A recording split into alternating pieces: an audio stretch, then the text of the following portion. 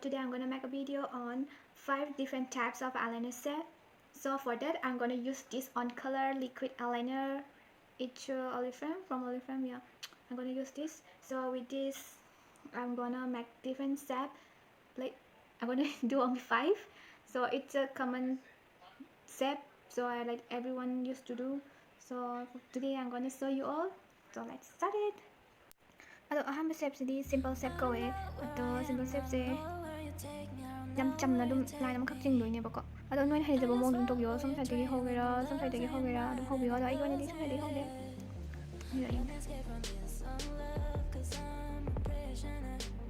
ꯁꯤ ꯃꯇꯣꯟꯗꯒꯤꯀꯣ ꯌꯥꯝ ꯄꯥꯅ ꯆꯤꯡꯕꯤꯌꯣꯕ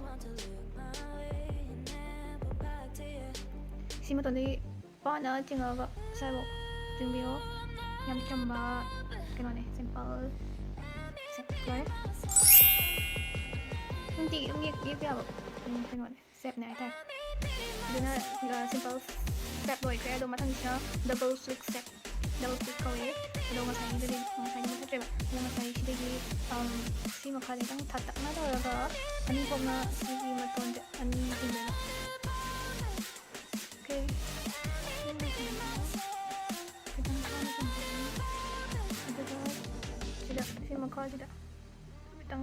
चिंथोकपिरानी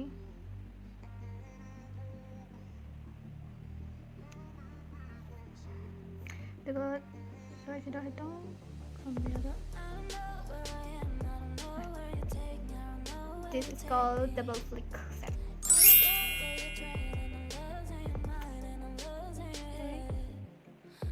Ada third chubasidi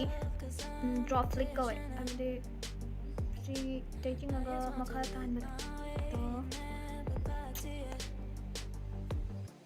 masagi da maina masagi simple da pachak manana adum chumbiani tuga masagi na mathak taka khali na ko isina makha da tang tinda pe wanda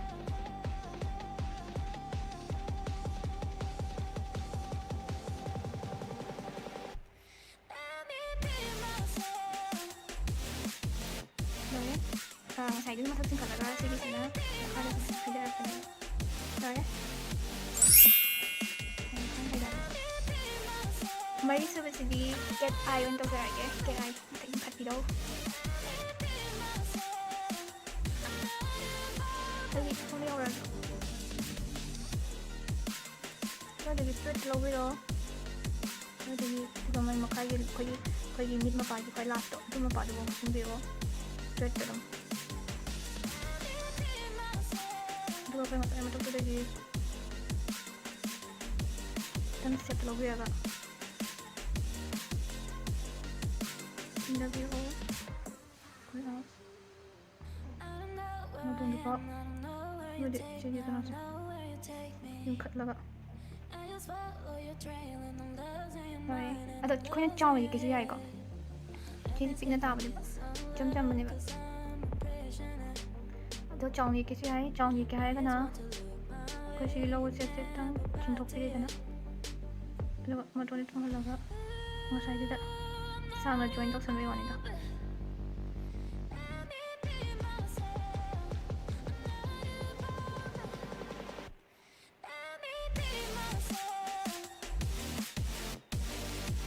क्या लोगे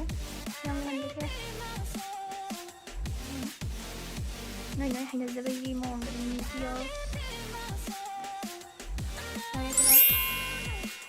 cầm được mà tôi dùng cực rồi cái đây ada mga subasigi open wing kawe open wing set kawe atu open wing set se ai di set ilogzarage abi si matik tang chingbu do adu with you know scope ne with set na scope ne with flick kana adu dagi makal samdara open wing halo ne ba adagi matik tang lower dana adu samdabiro stop na lower ko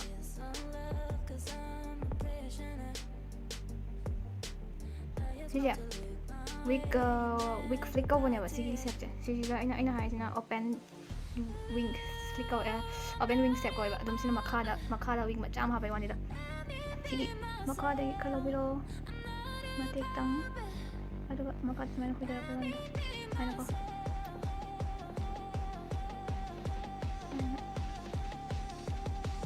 ꯁꯤꯗꯤ ꯅꯣꯏꯅ ꯀꯩꯅꯣ ꯇꯧꯒꯦꯁꯦ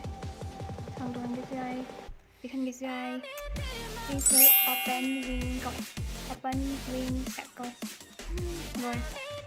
ꯉꯁꯥꯏꯒꯤ ꯃꯌꯥꯝꯗꯒꯤ ꯀꯃꯦꯟ ꯈ꯭ꯋꯥꯏ ꯐꯖꯒꯦꯗꯣ ꯃꯌꯥꯝꯅ ꯍꯥꯏꯕꯤꯔꯛꯑꯣ ꯑꯗꯣ ꯑꯩꯒꯤ ꯑꯣꯏꯅꯗꯤ ꯁꯤ ꯐꯖꯕ ꯃꯥꯜꯂꯦ ꯃꯤꯠ ꯂꯥꯎꯕꯁꯨ ꯌꯥꯝ ꯃꯥꯜꯂꯦ ꯁꯤꯁꯦ